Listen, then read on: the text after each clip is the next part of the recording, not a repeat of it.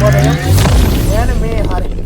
మరి చాలా ముఖ్యమైనటువంటి ఎనిమిదవ తరగతిలో చరిత్ర నుండి ఎన్ని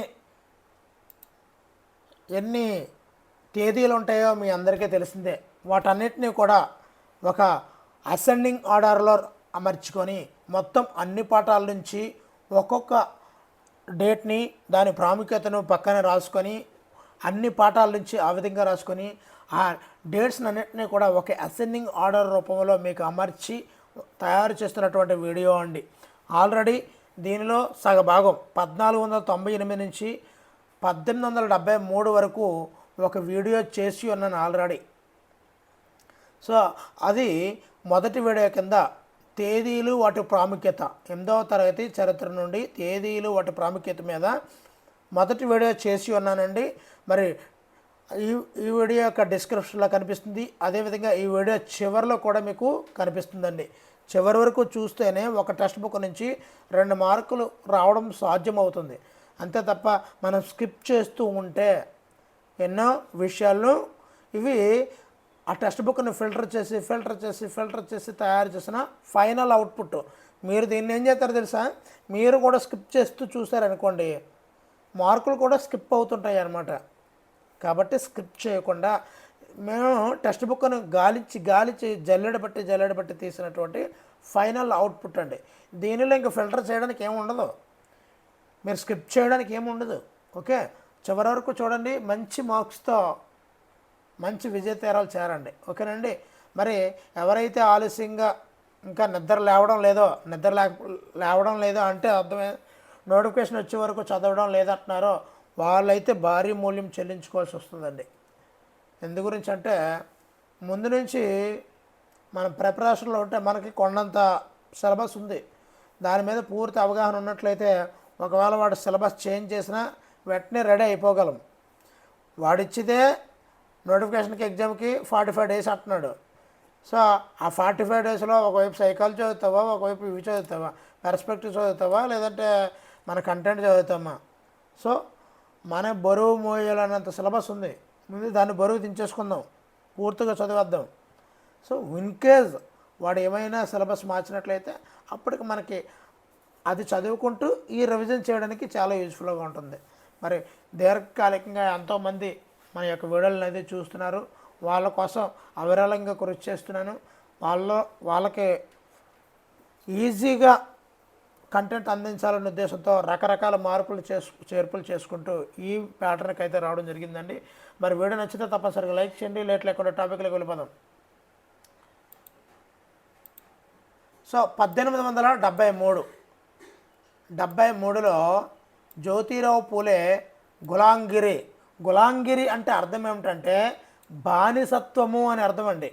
గులాంగిరి అంటే అర్థం ఏంటి? బానిసత్వము. ఈ జ్యోతిరావు పూలే అట్టడుగు వర్గాల వారికి అండగా చాలా కృషి చేశారు అవరాలంగా.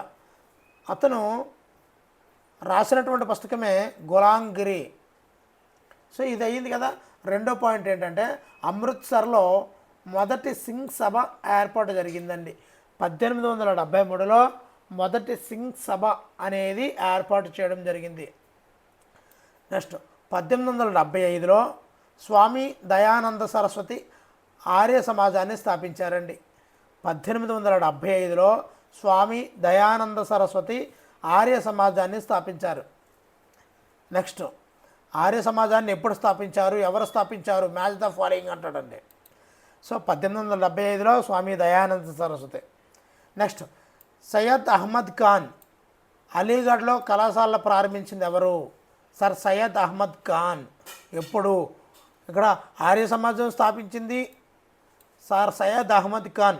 కళాశాల స్థాపించింది అలీగఢ్లో 1875లోనండి. నెక్స్ట్ 1878లో ఆయుధాల చట్టం ఎప్పుడు చేయబడింది? 1878లో 1878 ఆయుధాలు. నెక్స్ట్ ప్రాంతీయ భాషా పత్రికల చట్టం 1878. ప్రాంతీయ భాషా పత్రికల చట్టం అనేది 1878. ఇక్కడ పత్రికల చట్టము ఆయుధాల చట్టము రెండు కూడా 78.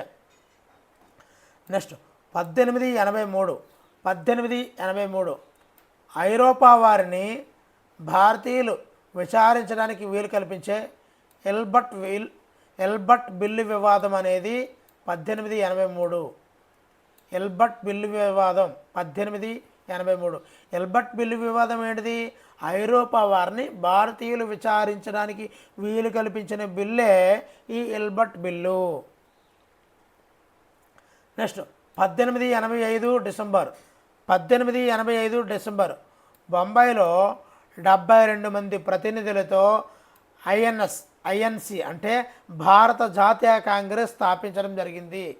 భారత జాతీయ కాంగ్రెస్ 1885 డిసెంబర్లో స్థాపించడం జరిగింది. ఆ స్థాపించినప్పుడు భారత జాతీయ కాంగ్రెస్లో ఎంతమంది సభ్యులు ఉన్నారు అంటే 72 మంది. ఈ భారత జాతీయ కాంగ్రెస్ మొదటి అధ్యక్షుడు ఎవరు? మీకు తెలిస్తే తప్పనిసరిగా కామెంట్ చేయండి. నెక్స్ట్ 1895 ఇక్కడ మనము ఆల్రెడీ ఇక్కడ బిర్సా ముండా జననం గురించి మనం చెప్పుకున్నాం. 1870 మధ్య కాలం. ఇతని యొక్క పూర్తి డేట్ని అయితే మన టెక్స్ట్ బుక్లో మెన్షన్ చేయలేదు. 1870ల మధ్య కాలంలో బిర్సా ముండా చోటా నాగపూర్ నాయకుడు బిర్సా ముండా జననించారు అని మనం చెప్పుకోవడం జరిగింది. ఇక్కడ 1895లో చోటా నాగపూర్ ప్రాంతంలో బిర్సా ముండా తన అనుచరులను ఏకం చేయడం జరిగింది. బ్రిటిష్ వారికి వ్యతిరేకంగా బిర్సా ముండా తన అనుచరులను ఏకం చేశాడు. మరియు ఆ టైంలోనే 1895లోనే బ్రిటిష్ వారిచే ఈ బిర్సా ముండా అరెస్ట్ కాబడ్డాడు అనమాట. మరి 1895లో అంటే 5 సంవత్సరాలు తక్కువ 1900 సంవత్సరంలో అరెస్ట్ అయ్యాడు. ఏకం చేసి అరెస్ట్ అయ్యాడు. తర్వాత 2 సంవత్సరాల అనంతరము అంటే 1897లో జైలు నుండి విడుదలైనటువంటి బిర్సా ముండా జైలు నుండి విడుదలయ్యాడు. ఎవడు? బిర్సా ముండా దిక్కువులకు వ్యతిరేకంగా ప్రజలను సమీకరించడం జరిగింది. ఇక్కడ దిక్కువులు అంటే పైనుంచి వచ్చినటువంటి తెల్లవారు, అలాగే వివిధ పనుల మీద వచ్చినటువంటి విదేశీ వాళ్ళు, వర్తకం వాళ్ళు, వీళ్ళందరినీ కూడా దిక్కువులు అంటారు. ఈ దిక్కువులకు వ్యతిరేకంగా ప్రజలను సమీకరించడం జరిగింది ఈ బిర్సా ముండా. ఎప్పుడు? జైలు నుంచి విడుదలైన అనంతరము 1897లో. మరి ఆ ఏకం చేసిన అనంతరము 1900 కరెక్ట్గా 1900 అనే నెంబర్ గుర్తు రాబడికి మనకు గుర్తు రావాల్సిన పేరు ఏమిటి అంటే బిర్సా ముండా. దానికి 30 సంవత్సరాలు బ్యాక్ వెళ్తే జన్మించాడు అంటే 1870లో జన్మించాడు అని చెప్పుకోవచ్చు. తర్వాత 5 సంవత్సరాలకు ముందుకు రావాలి. 5 సంవత్సరాల ముందు 1895లో ఆయన జైలుకి వెళ్ళాడు. మరలా 2 సంవత్సరాల తర్వాత విడుదలయ్యాడు. 3 సంవత్సరాల తర్వాత చచ్చిపోయాడు. ఇదేనండి అతని తాలూకా ముఖ్యం. ఇతను ఏ వ్యాధితో మరణించాడు ఈ బిర్సా ముండా అంటే కలరా వ్యాధితో. బిర్సా ముండా మరణము ఉద్యమము చోటా నాగపూర్ ప్రాంతంలో ఉన్నటువంటి ఉద్యమం ముగింపు పలికింది. నెక్స్ట్ 1901లో రవీంద్రనాథ్ ఠాగూర్ శాంతి నికేతన్ స్థాపించారు. నికేతన్ని ఎవరు స్థాపించారు? రవీంద్రనాథ్ ఠాగూర్. ఎప్పుడు స్థాపించారు? 1901. నెక్స్ట్ 1904. ఈ 1904లో చార్లెస్ వెల్డ్ దోరాబ్జీ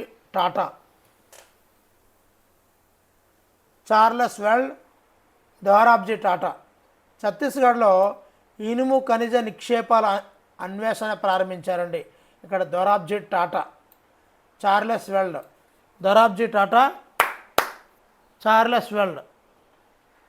ఛత్తీస్గఢ్లో ఇనుప ఖనిజ నిక్షేపాల అన్వేషణ అనేది జరిగింది. ఇనుప ఖనిజ నిక్షేపాల అన్వేషణ అనేది 1904లో జరిగింది. నెక్స్ట్ 1905 మనకు అందరికీ తెలుసు బెంగాల్ విభజన. ఖర్జూరం ముక్క లాంటి బెంగాల్ని విభజించారు.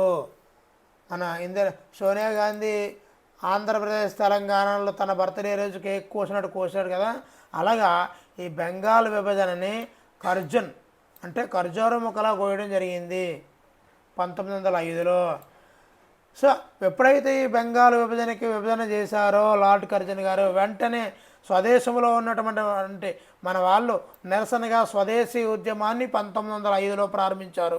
స్వదేశీ ఉద్యమం ఎప్పుడు ప్రారంభమైందంటే 1905లో. నెక్స్ట్ 1906 అస్సాంలో సోంగ్రామ్ సంగ్మా నాయకత్వంలో తిరుగుబాటు జరిగిందండి. అస్సాంలో ఎవరి నాయకత్వంలో తిరుగుబాటు జరిగింది? సంగ్మా, సోంగ్రామ్ సంగ్మా. ఆ ప్రాంతంలో అతని యొక్క నాయకత్వంలో తిరుగుబాటు జరిగింది అస్సాంలో. అదే బంగ్లాదేశ్ రాజధాని ఢాకా నగరంలో ఆల్ ఇండియా ముస్లిం లీగ్ ఏర్పాటు. ఆల్ ఇండియా ముస్లిం లీగ్ ఎక్కడ ఏర్పడింది, ఎప్పుడు ఏర్పడింది అంటే బంగ్లాదేశ్ రాజధాని ఢాకా నగరంలో ఏర్పడింది. 1906లో ముస్లిం లీగ్ ఏర్పడింది. నెక్స్ట్ ఇది చాలా ఇంపార్టెంట్ అండి.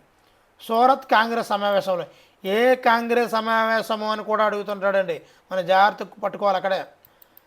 సూరత్ కాంగ్రెస్ సమావేశంలో మితవాద అతివాద వర్గాలుగా కాంగ్రెస్ చీలిపోయింది. ఇది చాలా చాలా చాలా ఇంపార్టెంట్ అండి.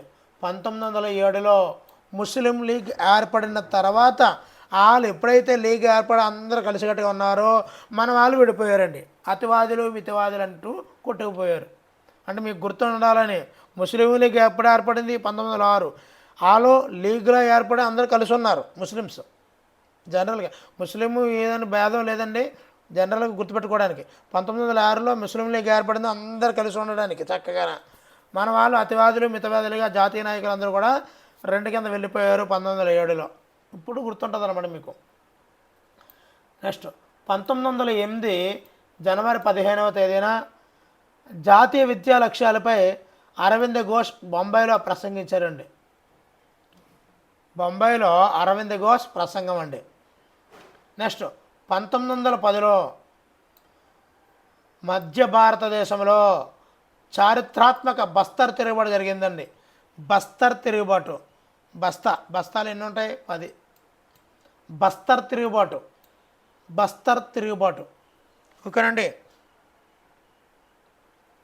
నెక్స్ట్ 1912 జంషెడ్పూర్లో టిస్కో ఉక్కు ఉత్పత్తిని ప్రారంభించింది. టిస్కో పూర్తి పేరు తెలిస్తే తప్పనిసరిగా కామెంట్ చేయండి, చూద్దాం. టిస్కో తన ఉక్కు ఉత్పత్తిని ప్రారంభించింది. జంషెడ్పూర్లో టిస్కో ఉక్కు ఉత్పత్తిని ప్రారంభించింది. ఎప్పుడు అంటే ఎలా గుర్తుంచుకోవాలి అంటే, ఇది ఎప్పుడో Tata iron and steel corporation company something ఉంటుంది కదా. సో ఇది మొదటి ప్రపంచ యుద్ధానికి ముందు 2 సంవత్సరాల ముందు ఈ టిస్కో తన ఉక్కు ఉత్పత్తిని ప్రారంభించింది. ఈ విధంగా గుర్తుంచుకోండి, చాలా ఈజీ. అంటే వెంటనే ఏమైంది? 1914లో టిస్కో అనేది 1912లో ఏర్పడింది. తర్వాత మొదటి ప్రపంచ యుద్ధం అయితే ప్రారంభమైందండి. వెంటనే ఈ ఉక్కు ఉత్పత్తికి గణనీయమైనటువంటి ప్రాచుర్యం లభించింది. టిస్కో ఎదుగుదలకు దారి తీసిందండి. ఇది మొదటి ప్రపంచ యుద్ధం ఆరంభం అనేది టిస్కో ఉత్పత్తికి దారి తీసింది. ఇప్పుడు టిస్కోకి దీనికి లింకప్ అయింది కాబట్టి మీరు బాగా గుర్తుంచుకుంటారు. నెక్స్ట్ 1915లో మహాత్మా గాంధీ దక్షిణాఫ్రికా నుండి భారతదేశానికి రావడం జరిగిందండి. వచ్చాడయ్యో స్వామి. దక్షిణాఫ్రికా నుండి గాంధీజీ 1915లో అక్కడ వీరోచిత పోరాటం చేసి అక్కడ సక్సెస్ అయ్యి ఇక్కడికి వచ్చాడు. ఇక్కడ పెద్ద ఉద్యమానికి దారి తీయలేదు, చిన్న చిన్న ఉద్యమాలకి దారితీసి ఒక పెద్ద ఉద్యమానికి నాంది కలిపాడండి ఆయన. ఓకేనా. దక్షిణాఫ్రికా నుండి వచ్చాడయ్యా స్వామి ఎప్పుడు? 1915లో. నెక్స్ట్ 1916లో లక్నో ఒప్పందం జరిగిందండి. ఈ లక్నో ఒప్పందంలో కాంగ్రెసు ముస్లిం లీగులు. సో ఇక్కడ మహాత్మా గాంధీ దక్షిణాఫ్రికా నుండి భారతదేశానికి వచ్చిన తర్వాత భారతదేశానికి స్వతంత్రానికి సంపాదించడానికి ముస్లిం లీగ్తో ఐక్యత ఏర్పడాలి. చిన్న చిన్న బలం సరిపడం లేదు, ముస్లింలు కూడా ఐక్యం చేసుకొని ఒక పెద్ద మహా ఉద్యమానికి దారి తీయాలి అని చెప్పి కాంగ్రెసు ముస్లిం లీగుల యొక్క ఒప్పందం ద్వారా ఒక లక్నో ఒప్పందాన్ని చేసుకోవడం జరిగిందండి. ఓకేనండి. నెక్స్ట్ 1917లో మహాత్మా గాంధీ నేతృత్వంలో బీహార్లో చంపారన్ ఉద్యమం ప్రారంభం అండి. చంపారన్ ఉద్యమం ప్రారంభం. ఇక్కడ వర్ష క్రమంలో మనకు వస్తున్నాయి కాబట్టి ఈజీగా గుర్తుంచుకోవచ్చు. 1915 దక్షిణాఫ్రికా నుంచి రావడం, 1916 లక్నో ఒప్పందంలో ముస్లిం లీగ్ కాంగ్రెసు ఐక్యత ఏర్పడడానికి కారణం గాంధీజీ. 1917 బీహార్లో చంపారన్ ఉద్యమం ప్రారంభించారు మహాత్మా గాంధీ నేతృత్వంలో. నెక్స్ట్ మరి 1919 ఏప్రిల్ 13వ తేదీన 1919 ఏప్రిల్ 13వ తేదీన ఈ డేట్ చాలా ఇంపార్టెంట్ అండి. జనరల్ డయ్యర్ చేత జలియన్ వాలాబాగ్ దురంతం జరిగిందండి. ఎక్కడ అంటే అమృత్సర్లో. మరి భగత్ సింగ్ డైరీ చదివాం అనుకోండి, చాలా అద్భుతంగా ఉంటుందండి. మేబీ ఆయన స్కూల్ స్టూడెంట్ అనమాట భగత్ సింగ్. ఈ జలియన్ వాలాబాగ్ దురంతం జరిగిన తర్వాత ఈ వార్త విన్నటువంటి భగత్ సింగ్, అరే పలానా దగ్గర పలానా విప్లవ నాయకులందరినీ కూడా బ్రిటిష్ వాళ్ళు గన్నలతో అత్యంత క్రూరంగా బయటకు వెళ్ళే మార్గం లేకుండా అత్యంత క్రూరంగా చంపివేశారని తెలిసిన తర్వాత భగత్ సింగ్ చలించిపోయాడండి. అతని యొక్క డైరీలో రాసింది. వెళ్ళి స్కూల్ నుంచి ఉదయాన్నే అక్కడికి వెళ్ళిపోయి ఆ రక్తమూడినటువంటి అమృత్సర్లోని ఆ క్రికెట్ స్టేడియంలో ఎంతో వేల మంది చనిపోయారు కదా, రక్తంతో తడిసిపోయిందండి ఆ ప్రదేశం మొత్తమును. ఆ ప్రదేశాన్ని, ఆ రక్తమూడినటువంటి ఆ భూమిని, ఆ వీరభూమిని, ఆ భారత భూమిని ఆ గుప్పెటితో ఆ భూమిని తీసుకొని ముద్దాడి మీ యొక్క విప్లవ వీరుల యొక్క ఆత్మ బలిదానాలు అన్నీ కూడా స్మరించుకుంటూ రగిలిపోయాడండి భగత్ సింగ్. తన యొక్క ఆత్మకథలో ఉందన్నమాట. నిజంగా చదువుతుంటే ఎంత గొప్ప దేశభక్తిరా అనిపించింది. చనిపోతూ ఉరకమ్మ ఆ తాడుని పట్టుకొని నా భారతదేశం గురించి నాకు చనిపోతున్నందుకు, ఈ బలిదానం ఇస్తున్నందుకు చాలా ఆనందంగా ఉందంటూ తనకు తానే ఊరివేసుకున్నాడండి. నెక్స్ట్ 1920 దశకంలో ఇది అమృత్సర్లో 1919 ఏప్రిల్ 13వ తేదీ నుండి జలియన్ వాలాబాగ్ దురంతం అనేది. 1920 న్యూఢిల్లీలో భారత జాతీయ అభిలేఖాగారం ఏర్పాటు చేయబడిందండి. ఇక్కడ అభిలేఖాగారం అంటే రికార్డులు దాచే పుస్తకాలండి. అంటే బ్రిటిష్ వాళ్ళు ఏ పనినైనా కూడా రికార్డ్ చేయడము, నమోదు చేయడం అనేది ఖచ్చితంగా చేసేవారు. ఒక పని చేసామంటే దానికి సంబంధించినటువంటి ప్రతి వివరం కూడా నోట్ చేసుకోవాలి. రేపది ఏమేమి జరిగాయి, ఎక్కడ తప్పు చేశాము, ఎలా మార్చుకోవాలి అని తెలుసుకోవాలంటే ఈ రికార్డులు అనేవి చాలా చాలా ముఖ్యమని ఆ రికార్డులని మనకు పరిచయం చేసిన వాళ్ళండి. ఇప్పుడు మనం ఏంటంటే పరిపాలించడం మానేసి రికార్డులు చూసుకుంటున్నామండి అంతే. విద్యా వ్యవస్థలో కూడా అలాగే ఉందండి. ఉదయాన్నే వచ్చామా, ఆన్లైన్ అటెండెన్స్ చేసామా, మధ్యాహ్నం భోజనం టైంలో ఎండిఎం ఫోటోలు అప్లోడ్ చేసామా, సిఎస్సి రికార్డులు ఎన్ని రికార్డులు ఉంటాయో చూడండి చెప్తాను. సిఎస్సి ఒక FA1 మార్కులు ఉంటాయి. FA1 మార్కులు ఉంటాయండి. ఒకటోది CMR రిజిస్టర్లో నోట్ చేయాలి, అంటే సెంట్రల్ మార్క్స్ రిజిస్టర్. అంటే అన్ని క్లాసుల రిజిస్టర్లు ఒకే దగ్గర నోట్ చేసుకోవడం అన్నమాట. అది నోట్ చేసుకుంటామా, వెంటనే ఆన్లైన్లో బాబు ఆన్లైన్లో అప్లోడ్ చేయండి బాబు అంటారు. మళ్ళీ ఆన్లైన్లో అప్లోడ్ చేస్తాం. మళ్ళీ హోలిస్టిక్ ప్రోగ్రెస్ రిపోర్ట్ అప్లోడ్ చేయండి బాబు, వాళ్ళకి టీచర్స్కి ఇవ్వాలి, పేరెంట్స్కి ఇవ్వాలి బాబు అంటారు. అంటే ఒకే రిజిస్టర్లో ఇప్పుడు 3 రిజిస్టర్గా కన్వర్ట్ అయ్యింది. ఏ ఒక్కరైనా ఇంటి దగ్గర చేయడానికి సాహసిస్తారా అంటే అంత ఎమర్జెన్సీ, వెంటనే ఆగమేఘాల మీద అయిపోవాలి కాబట్టి వెంటనే స్కూల్లోనే వర్క్ కానించాలి. MDM రిజిస్టర్ అత్యంత చిక్కుల రిపోర్ట్ అర్జెంట్ అంటారు, ఎక్స్ రిపోర్ట్ అర్జెంట్ అంటారు. సో ఆ విధంగా రిపోర్ట్ల మీద బేస్ ఆన్ అయిందండి ఇప్పుడు వ్యవస్థ అంతా. అది ఎవరు పరిచయం చేశారు? 1920లో జాతీయ అభిలేఖాగారము అంటే ఒక పెద్ద లైబ్రరీ లాంటిదన్నమాట. దానిని స్థాపించడం జరిగింది న్యూఢిల్లీలో. అదేవిధంగా 1920లో బీహార్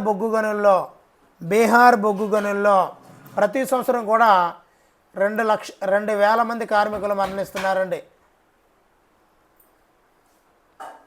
నెక్స్ట్ 1922 22. ఇందులో 2 అక్షరాలు, ఇందులో 2 అక్షరాలు. చౌరీ, చౌరా. చౌరీలో 2 అక్షరాలు, చౌరాలో 2 అక్షరాలు, కాబట్టి 22 అనమాట. చౌరీ చౌర వద్ద పోలీస్ స్టేషన్ దహనం చేశారండి. 1920లో సహాయ నిరాకరణ ఉద్యమం ప్రారంభమైంది. దానికి నిరసనగా 1900 పోలీస్ స్టేషన్ దహనం అయింది. కొంతమంది తీవ్రవాదులు అలా చేయడం జరిగింది.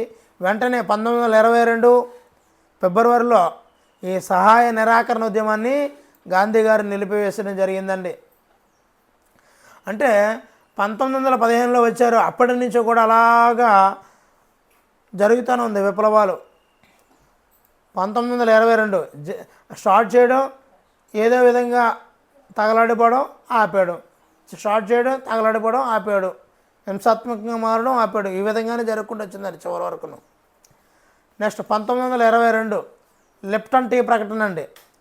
1922లో లిప్టన్ టీ ప్రకటన ప్రాచుర్యం పొందిందండి. మరి ఈ లిప్టన్ టీ ప్రకటనలో యువరాణి ఉంటుంది కదండి, ఎలిజబెత్ యువరాణి యొక్క 3వ కుమారుడు గుర్రం మీద కూర్చున్నట్లు ఉంటుందండి లిప్టన్ టీ ప్రకటనలో. మీరు మొదటి పటంలో ఉంటుంది ఎప్పుడు ఎక్కడ ఎలా అనే పటంలో లిప్టన్ టీ ప్రకటన గురించి, అబలే కారాగారాల గురించి అన్నీ ఉంటాయి. ఒక్కొక్క పటంలో ఒక్కొక్క డేట్ అన్నమాట. నెక్స్ట్ 1927 అంబేద్కర్ నాయకత్వంలో దళితులు ఆలయ ప్రవేశ ఉద్యమం ప్రారంభించారండి 1927. మరి 1927లోనే సైమన్ కమిషన్ భారతదేశానికి వచ్చిందండి. ఇప్పుడు మీరు గుర్తుంచుకుంటారండి, ఆలయ ప్రవేశ ఉద్యమం ఎప్పుడు జరిగింది అంటే, ఆలయ ప్రవేశ ఉద్యమం సైమన్ కమిషన్ రాక 2 ఒకేసారి జరిగాయి. అంటే అది 1927. ఓకేనండి. నెక్స్ట్ 1929 బాల్య వివాహ నిరోధక చట్టం ఆమోదించబడింది. అసలే రాజా రామ్మోహన్ రాయ్ది ఆల్రెడీ ముందు చెప్పుకున్నాం, సతీని నిషేధించబడిన సంవత్సరము. సో అలాగా కొన్ని కోరిలేట్ చేసుకుంటూ చదువుతుంటే చాలా అద్భుతంగా కనిపిస్తుంటాయండి, చాలా ఈజీగా కూడా గుర్తుంచుకోవాలి. బాల్య వివాహ నిరోధక చట్టం ఆమోదించబడింది 1929. నెక్స్ట్ ఈ 1929లోనే జవహర్లాల్ నెహ్రూ అధ్యక్షతన లాహోర్ కాంగ్రెస్ సమావేశంలో పూర్ణ స్వరాజ్యం, ఈ తీర్మానం జరిగింది కూడా అప్పుడే అండి. పూర్ణ స్వరాజ్యం కావాలంటే బాల్య వివాహ నిరోధక చట్టం జరగాలి. అలాంటప్పుడు 1929లో ఉండాలి ఆ తీర్మానాన్ని చూడాలంటే. పూర్ణ స్వరాజ్యం 1929. అదేవిధంగా బాల్య వివాహ నిరోధక చట్టం, బాల్య వివాహ నిరోధకము, పూర్ణ స్వరాజ్యం 2 కూడా 1929. 1930 ఏప్రిల్ 6వ తేదీ దండు వద్ద ఉన్న ఉప్పు చట్టాన్ని ఉల్లంఘించిన గాంధీజీ ఉప్పు సత్యాగ్రహం అనేది 1930లో స్టార్ట్ చేయడం జరిగింది. 1930ల దశకం మధ్య ప్రయాణాలలో వలస పాలకుల అటవీ చట్టాలకు వ్యతిరేకంగా అటవీ సత్యాగ్రహం ఎప్పుడు జరిగింది అంటే 1930లో. అటవీ సత్యాగ్రహం 1930. 1931లో భారత జాతీయ కాంగ్రెస్ ఆమోదించినటువంటి త్రివర్ణ పతాకములో 3 రంగుల పతాకములో భారత జాతీయ కాంగ్రెస్ ఆమోదించిందండి. దానికి చరకా గుర్తును ఎప్పుడు చేర్చారా అంటే 1931లో. అంటే శాసనోల్లంఘన ఉద్యమం జరిగిన తర్వాత సంవత్సరంలో ఈ చరకా గుర్తును చేర్చారు. నెక్స్ట్ 1935 రాష్ట్రాలకు స్వయం ప్రతిపత్తిని కల్పించారు. స్వయం ప్రతిపత్తిని కల్పించిన సంవత్సరం 1935 కల్పించినటువంటి భారత ప్రభుత్వ చట్టం. రాష్ట్రాలకు స్వయం ప్రతిపత్తిని కల్పించిన 1935. 1940 మహారాష్ట్ర ప్రాంతంలో వలసవాదులపై వర్లీల తిరుగుబాటు ఎప్పుడు జరిగింది? వర్లీల తిరుగుబాటు 1940లో జరిగింది. నెక్స్ట్ ముస్లింలకు స్వతంత్ర రాష్ట్రాలు కావాలని ముస్లిం లీగ్ తీర్మానం ఎప్పుడు చేసింది? ఎప్పుడైతే వర్లీల తిరుగుబాటు జరిగిందో ఈ ముస్లిం లీగ్ తీర్మానం జరిగింది, అది 1940లో. అంటే గుర్తుంచుకోవాలనండి. ఈ వర్లీల తిరుగుబాటు ఎక్కడ జరిగింది అని అడుగుతాడు. అంటే మహారాష్ట్రలో వర్లీల తిరుగుబాటు జరిగింది 1940లో. నెక్స్ట్ 1942లో గాంధీజీ పిలుపుతో 1942 ఆగస్టులో క్విట్ ఇండియా ఉద్యమం ప్రారంభమైంది. ఈ 1945లో ఐక్యరాజ్య సమితి ఏర్పడిన సంవత్సరం 1945. 1946 మార్చి 22న 1946 మార్చి 22న తక్కువ వేతనాలు ఉన్నాయి, నాసిరకం భోజనం ఉంది అని నిరసనగా 2000 మందికి పైగా పోలీసులు సమ్మె చేశారు. అందులో ఆ పోలీసులు చెప్పిన మాట ఏమిటంటే, ఈ భోజనం గుర్రాలు కూడా తినవు, అత్యంత నాశకరమైన భోజనము, మేము భోజనం చేయము అంటూ తక్కువ వేతనాలకి నాసిరకం ఆహారానికి నిరసనగా ఢిల్లీలో 2000 మంది పోలీసులు సమ్మె చేయడం జరిగింది.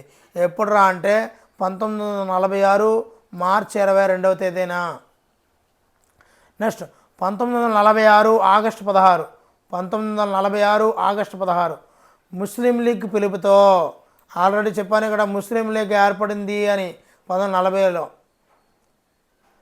1946 ఆగస్టు 16వ తేదీన ముస్లిం లీగ్ పిలుపుతో ప్రత్యక్ష చర్యా దినం, డైరెక్ట్ యాక్షన్ డే పాటించడం జరిగింది.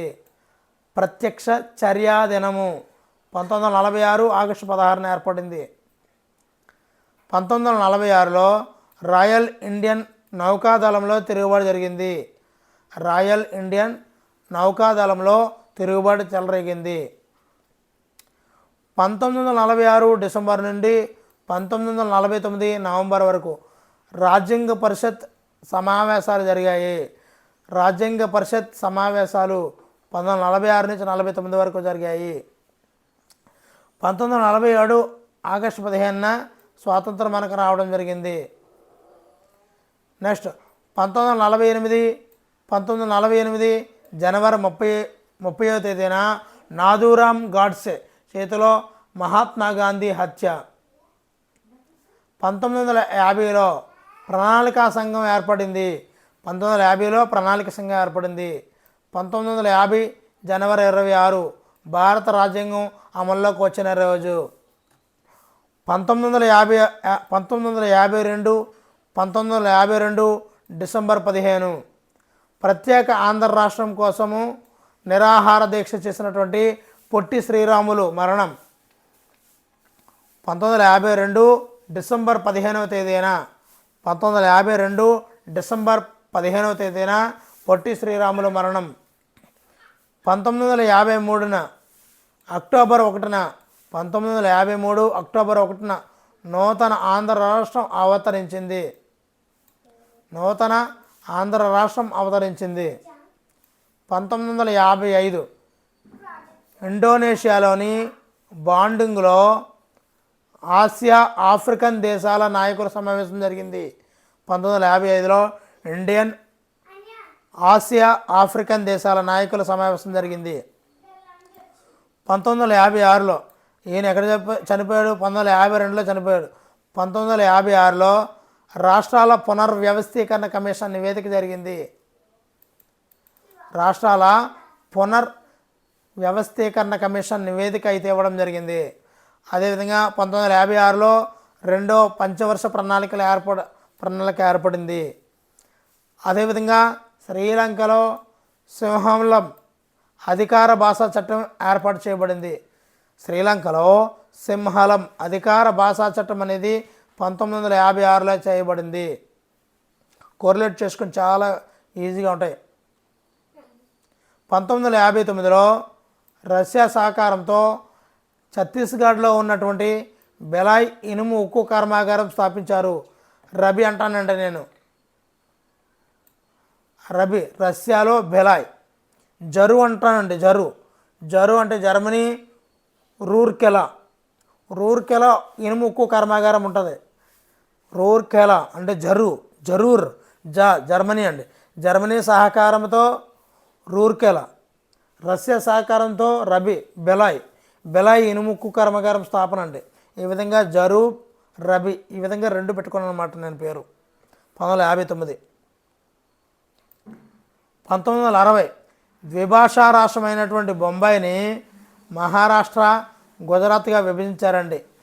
బొంబాయిని మహారాష్ట్ర, గుజరాత్గా విభజించారు. గాంధీ సాగర్ ఆనకట్ట నిర్మాణం పూర్తయింది కూడా 1960లోనండి. మరి చివరిగా వీడియో నచ్చితే తప్పనిసరిగా అయితే లైక్ చేయండి. 1966 పంజాబ్ రాష్ట్రాన్ని పంజాబ్, హర్యానా రాష్ట్రాలుగా 1966లో విభజించారండి. మహారాష్ట్ర, గుజరాత్లుగా ఎప్పుడు విభజించారంటే 1960లో. బొంబాయిని మహారాష్ట్ర, గుజరాత్గా ఎప్పుడు విభజించారు అంటే 1960లో. అదే పంజాబ్ రాష్ట్రాన్ని పంజాబ్, హర్యానాలుగా ఎప్పుడు విభజించారంటే 1966. మరి చాలా అత్యంత మరొక ముఖ్యమైనటువంటి విషయాలు ఏంటంటే ఇవి వరుస క్రమంలో చేయడం జరిగింది కదా. రేపటి రోజున మరి ఒక్కొక్క సంస్థలు ఎవరున్నారు, ఏ ఉద్యమాలకు ఎవరు నాయకత్వం, జాబితాలు ఏమిటి, నాయకుడు, ఉద్యమంలో వారి పాత్ర ఏమిటి, ఏ స్థాపించారు, గాంధీజీ యొక్క ప్రాముఖ్యతలు ఏమిటి, నెక్స్ట్ నేత కార్మిక సముదాయము వాళ్ళు ఉండే ప్రదేశాలు, వస్త్రం ఏంటి, మూలం ఏంటి, నాయకుడు తిరుగుబాటు చేసిన ప్రాంతాలు ఏమిటి, గిరిజన తెగలు వాళ్ళు ఉన్న రాష్ట్రము వాళ్ళ ప్రధాన వృత్తి ఏమిటి, స్వాస్థ్య విధానాలు ఎవరు ప్రవేశపెట్టారు, ఎప్పుడు ప్రవేశపెట్టారు, ఎక్కడ అమలు చేశారు. సో ఈ విధంగా అనేకం తయారు చేశారండి. అది నెక్స్ట్ వీడియోలో చూద్దాము. మరి మొదటి వీడియో మరి తేదీలు ప్రాముఖ్యతలు మొదటి వీడియో ఇప్పుడు మీకు కనిపిస్తుందండి. దాని మీద క్లిక్ చేసినట్లయితే మీరు ఆ వీడియోలోకి వెళ్ళొచ్చండి. మరి వీడియో నచ్చితే తప్పనిసరిగా లైక్ చేయండి. ఇలాంటి మరిన్ని వీడియోల కోసం ఛానల్ని సబ్స్క్రైబ్ చేసుకోండి. Thank you very much.